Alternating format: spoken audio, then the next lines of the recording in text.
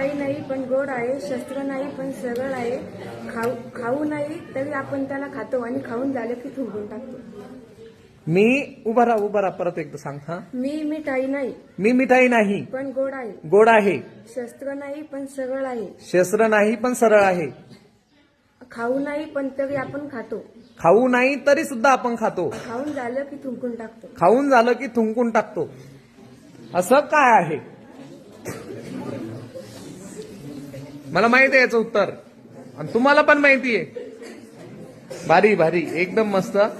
आणि प्रश्न जे विचारतो ना आपण, प्रश्न विचारण्यामागं कारण सांगतोय. याच्या अगोदर बघा, तुम्ही याच्या अगोदर कॅमेरा समोर यायचं म्हटलं की गावाकडचे लोक किंवा मुलं असतील तर काय करतात, लाजतात, बरोबर आहे.